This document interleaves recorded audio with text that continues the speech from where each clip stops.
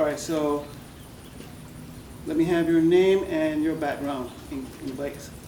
My name's Rich, and my background in bikes, been riding around 3 years. Didn't really know too much prior to riding, but I was willing and humble, and I love to learn new things, and this was one of the things that I've always wanted to learn. My favorite type of riding would honestly be street. I do enjoy the off-road. I think it's really fun and the things that you can do and just kind of the creative aspect of that. Riding to me, before my accident, I absolutely loved it. I kind of just really loved being free. I really loved being just kind of one with nature and environment, and just kind of nothing really like it. So the day of my accident was March 9th, 2025. It was the first nice day all year. Probably about a week or so before, we had a whole bunch of rain, and it was looking 65 and sunny, and I had the bike out, and I decided to ride around, and I was riding around earlier on in the day and was hoping to meet up with some people later on, and a bunch of pop-ups started being posted, and I seen one that I was very interested in. There was one for a road that I really love riding on. So after I went to the pop-up meet for this mountain ride, it was like 5 other people, and from there we went to go meet another group to join us. They took a little longer than expected, so we decided we're gonna depart and head over to the place we wanted to ride, which happened to be one of my favorite roads. We were getting close, everybody was having fun, everybody was vibing, kind of having a really just good time. And we were coming up to the turn, and that's basically where it all kind of unfolded. Came around the turn, I hit a patch of gravel, the bike wanted to lay over like a low side, and the bike gripped up and I almost fell off the back, and I whiskey throttled head on into a guardrail in the other lane, and I was thrown about 50 to 75 feet away. So after the impact, I was flipping through the air, very fast, and then I slammed to the ground face first, and I just kind of laid there. I couldn't feel anything from the waist down. I couldn't really feel anything on my body. I thought I broke my back because I couldn't move my legs. All I could do was move my hands. It had very sharp, bubbly breathing. So I knew I had some injuries to my chest, but I just didn't know how severe. I couldn't move. I basically couldn't do anything. I could barely speak. All I could do was hand motions. So after I was, kind of assessing myself, there was lots of screaming, frantic. Obviously something traumatic happened with me, and it's traumatizing to other people that I was riding with, so they were they weren't really sure as to what to do.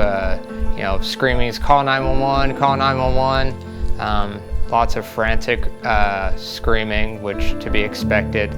Then I heard a female voice who came up to me, and she was like, asking me what my name was, and I told her my name is, everybody's saying his name is Rich, and she said, okay, I'm gonna help you.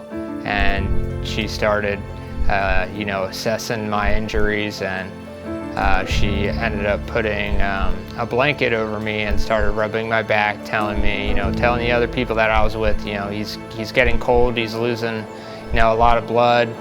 And I was conscious. I never passed out at all from the impact, so I was fully conscious, but I didn't panic or get frantic or anything like that. I just stayed calm and just let the people help me that were there to help me. Shortly after, she started aiding me and rubbing my back, trying to keep me warm.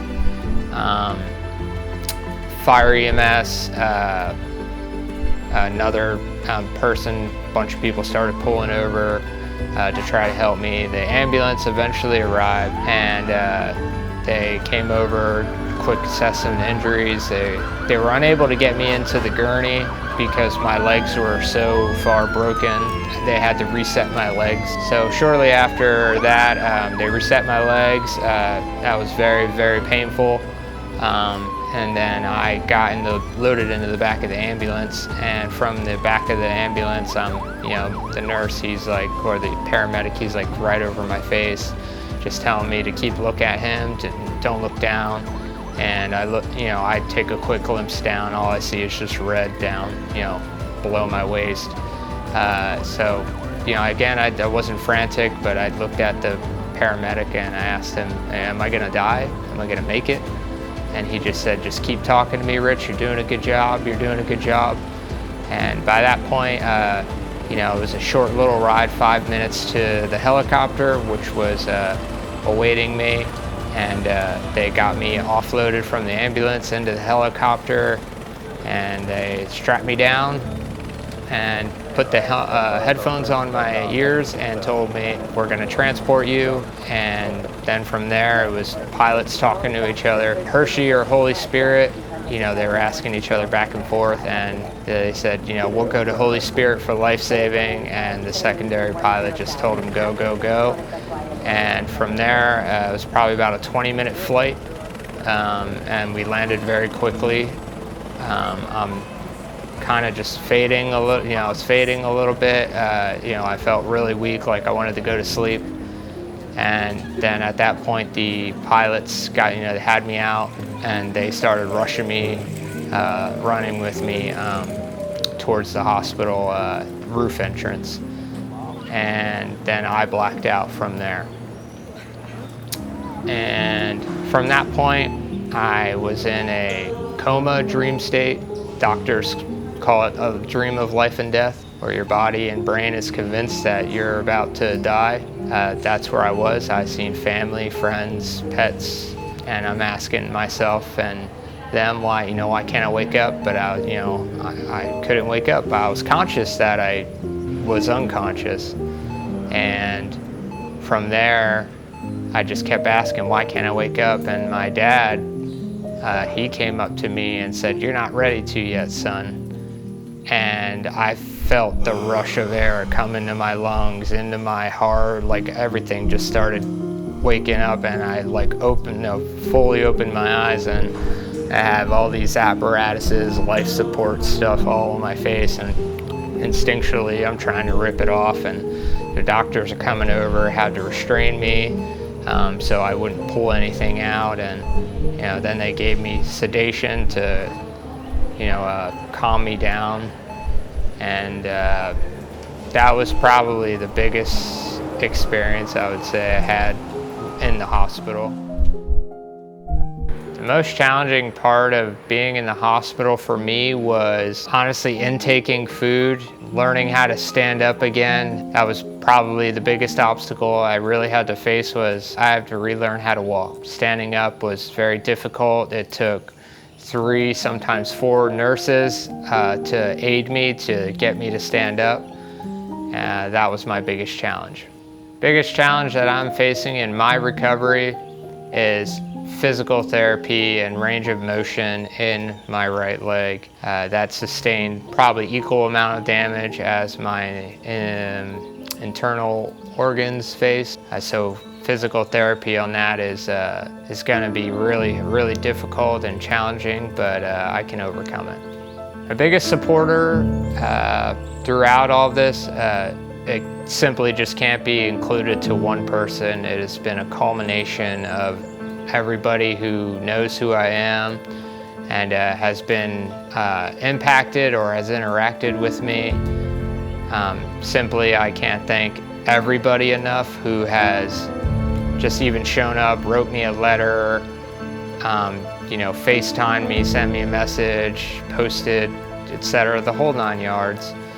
Just really can't thank everybody enough for their tremendous support. I love riding. I didn't survive all of this to not ride again.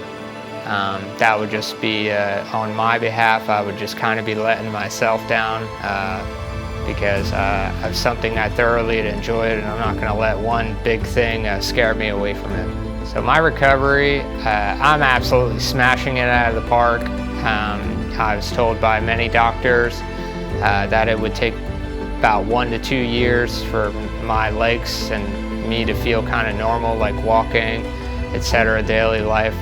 It's just been over 4 months since the accident, and I'm already able to pretty much hobble without a walker or wheelchair assistance. So based off of what I've experienced and how my recovery has gone and things that I have overcome, life is, you know, the contrast is so much more turned up after experiencing what I've experienced, and I'm sure other people that have been through this or, you know, worse, less, you know, they probably have somewhat of a similar opinion on that. So if there's anything I can say is, you know, we're a community, we stick together, and we look out for one another, front to back, side to side, stay fly, and keep riding.